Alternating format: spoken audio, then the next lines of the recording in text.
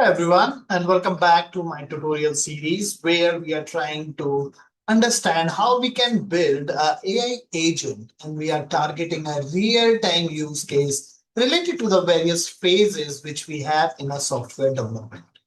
In this video, I'm just gonna explain how I have built a GitLab developer workflow agent which actually helps us to just perform the day-to-day activity on a GitLab. And we all know that we always, I mean, not always, we interact with the GitLab almost on a daily basis, multiple times. And there are a lot of commands which we run. Even if we have a CI/CD pipeline, still we have to do a lot of, still we have to interact with the GitLab with a lot of command line, right? And it requires some kind of experience, some kind of a technical expertise as well. So now I'm just thinking whether I can build an AI agent which can be useful for the non-technical person who wants to just write a simple plain text English to just interact with the GitLab. And that is what I was able to just build this AI agent. Though the line of code, I will just try to explain as much as I can, but the line of code for this agent is more than 2,000 lines, right? So it's quite 2,390 lines. But the structure, the way we have designed this tutorial series is pretty much same, right? We define, if you just look at this daily generator, we have an import in the beginning, then we define the set of tools which we wanted to use, right? Then we just define, the prompt. And then at the end, we have AI agent interaction, right? By using whatever the user type, we just put it as, as a human message, which get appended to our system message. Then we start just executing our LLM tools with this invoke function. The structure is same, right? The number of tools which we have in this, it's pretty larger. The number is little bit large. The logic which I have written inside these methods is very, very complicated now, but it's very easy. I will just push this code to the GitLab repo. You guys can just use that, okay? But now, before we actually just get into the code walkthrough on a high level, let's quickly run this, right? So I just call this AI agent as a GitLab MR review agent, okay? And one more advanced, the logical flow I have added. Earlier, I was using a locally running OLM, but now I am using, the Gemini as well as the OpenAI model as well, because I just wanted to make sure, because since, the configuration of my machine is very low, and when it comes to, interact with the GitLab, I'm just getting some weird behavior. Probably once we have a higher the VRAM based GPU, probably then I can just switch to the other module, other LLM model, which can help us to design this AI agent, which actually is responsible for interacting with the GitLab. So I just thought that let's give it a shot with the Gemini or the OpenAI. So what I did is I just created a fallback, right? So let me just quickly walk you through with that logic, but that I can cover in the later stage as well. But still, I just wanted to give you a very high level, the workflow. So here, build fallback chain, right? So here, if you just look at what we are doing here is, before that, make Ollama, we have make OpenAI, right? So the only difference, if you will see, which, the module we are using. So we are using Chat Google Generative AI over here, and Chat OpenAI. It's same Chat Ollama, it's same class which is coming, not class, basically same library which is coming from the Langchain. If I just come up here, I can quickly show you that we have this Langchain Ollama, we have Langchain Google Gen AI, and Langchain OpenAI. So what I'm doing now is I'm just trying to get into the robust, AI agent, where if something goes wrong with one model, then it can fall back to the another one. And if that is also failed, then it will eventually, fall back to the Ollama, which is the last and the most robust and most reliable model which is running. But right now it is not producing a same kind of output what Gemini and OpenAI is going to produce, but we do understand that. So this is what the provider registry is, where we are just calling these three methods, where we are just making a call, where we are just initializing Gemini, OpenAI, and Ollama, right? And this is the fallback exception, and build fallback chain. So here we are just saying this is a full order. First, it will start with the Gemini, then it will go to the OpenAI, and then it will go to the Ollama, right? So this is what I have done. This is a little bit different. As I mentioned, the number of tools we're gonna have, those are completely dependent upon what kind of GitLab action we do. So before we actually get into that part, let's quickly try to understand what kind of intelligence I have already implemented, right? So I just checking whether all those dependent sources which is required by this agent is properly configured or not. So GitLab connection string is properly made or not. I will just show you because I'm using a RESTful API to just make connection to the GitLab. Then Jira, Gemini, OpenAI, right? And then it's just confirming everything looks good, right? Now, the other thing is we have to understand when we interact with GitLab. So what precisely we do, right? The very first thing whenever we have to, so let's assume I just got one story for which I have to do the implementation. So what I do, I just go to the main repo. I just get a clone and I just create a new branch, right? And then I start implementing it. And once I am done with the implementation, then I just push that code to the branch, create a MR, and then the rest of the team actually reviewed my MR. They provide some review comment, then we resolve those review comments. Sometimes we have to just put the clarification, sometimes we have to make some changes in a code. And once we do that, then again team re-review it and see if all the review comments are properly handled or not or addressed or not. And once everything looks good, then we merge it, we run a pipeline. If all the tests gets passed, then we are golden, and then we can just go ahead and merge to the main branch. So this is what we do. So if you just look at, so in this AI agent, so the very first thing which we can do is we can create a branch, right? Oh, okay. So to just create a branch, all we need to create a branch. Let's say we are in a Scrum 14 and we wanted to build, let's assume AI governance, AI governance for 6.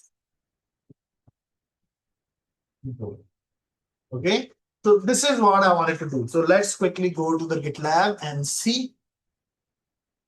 We already have few branches. Okay, we have AI governance propositions. Okay, so now we can see this is created, right?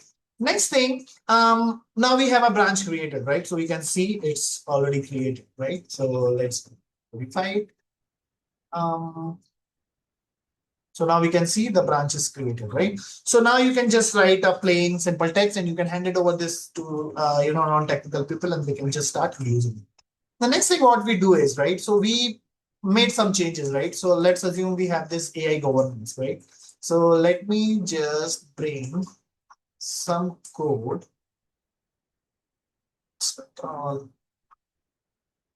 Okay, so I have these code files. Okay, so what I can do now, I can come down here, okay, change, lab, and I can pull these two codes. Okay. So what I have done, I have just created these two files inside this AI governance, right? So the next thing which I have to do, I just write those two files. We can quickly see what we have in those two files. If you want to. So this is my main. It's calling my AI governance foundation. It has a bunch of some logic. We should not be worried about what kind of logic, but just assume hypothetically these are the two files which you added. Now you have to now you have to first commit this code, right? So what I'm going to do is I'm just going to say I updated, or I would say I created two new code files inside AI underscore governance, because this is the folder which I created with name AI governance name and AI governance formulation. So these are the two files which I created, right? So I created these two files, right? The next thing, so please commit these two files to this branch branch with commit message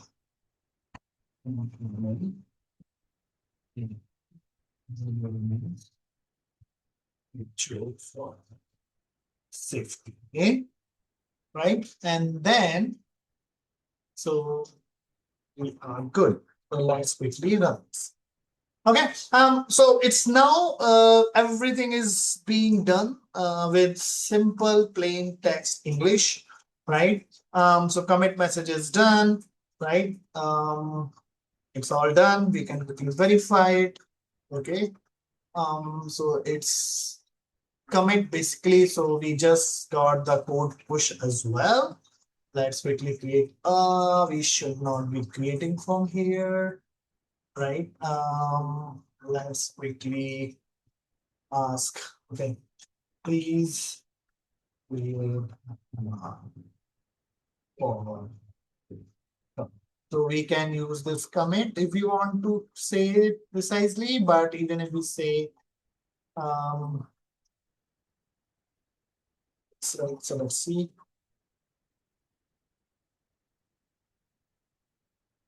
Okay, so it's just opened the MR. Okay, so we should start seeing 3MR over here. So now we can quickly come here, we can see changes to files, so we can see these two files, right? So now we are able to interact with the GitLab. The next thing is we can simply ask for the review as well if you want to.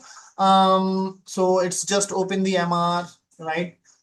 Review MR, right? So we can simply say like, so the MR hash is 8. Okay. So please review MR 8 and post review comments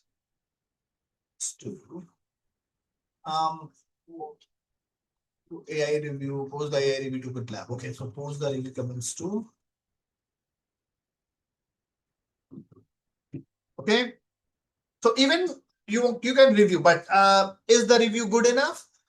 You have to put some more coding standard practices you have been following in your code base, the security measurement, the library dependencies, whatever the architectural decision you have made for your application or your service, which actually being adhered into your repo, that you can add it over here. Otherwise, it would be a little bit complicated just to understand whether those review comments are good enough or not based on our coding standard, our security measurements, our dependencies, and all those kind of stuff.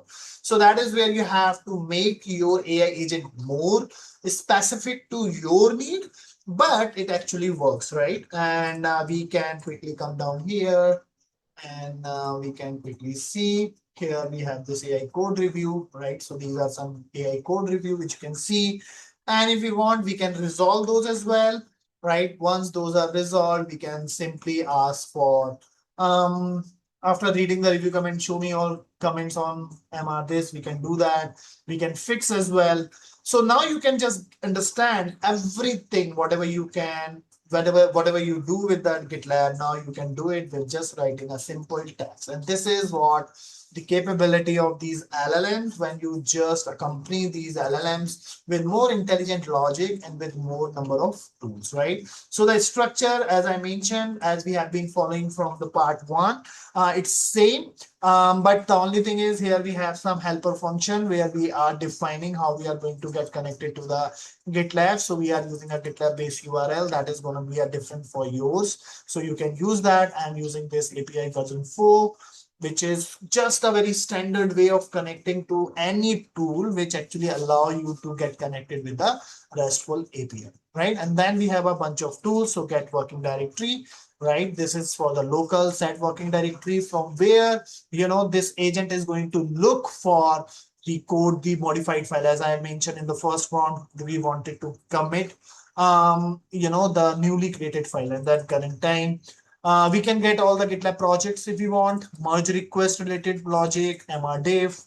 So these are just, function based on, how we interact, what kind of interaction we do with the GitLab. You can define more tools if you want. If you feel these tools are not good enough, you can understand the logic. I will push this code to the GitLab repo so that you will be having access to it, and you can keep adding, more intelligence to these methods so that this can help LLM to just interact with the GitLab with more accuracy and more efficiency.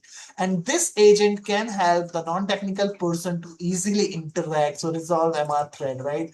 Reviewing and resolving is something which is trickier, which require a human in the loop, in my opinion, because I won't believe completely on these tools, but it will do a lot of work for us. So we can save some time and we can quickly just review whether the review comment and how it is being resolved is correctly being handled by, our agent or not. So it's not only 15. I think I have added a few more, but I haven't counted how many we have.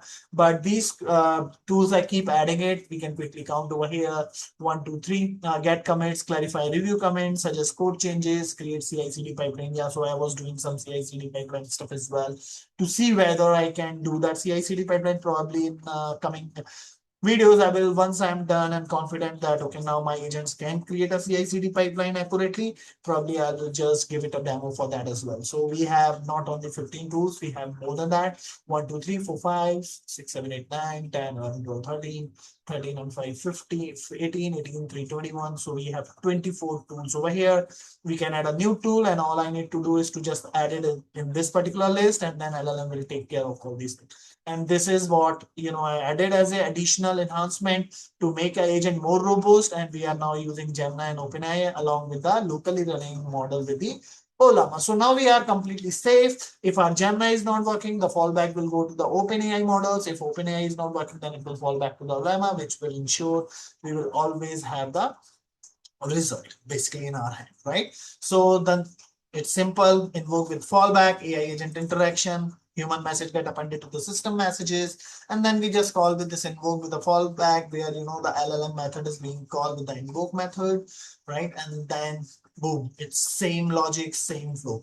The code now becomes a little bit complicated because now we need a more complicated interaction. So now this is how you can utilize your LLM, and you can make your LLM more powerful by writing a specific tools which gives the superpower to your LLM.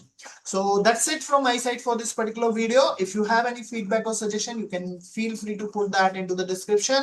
And soon I will be just publishing my own website where I will start writing a blog which will explain all these complicated code in a very simple way so that you guys can understand how we can write our own AI agents. So as always, thanks for watching this, and stay healthy and keep learning new things.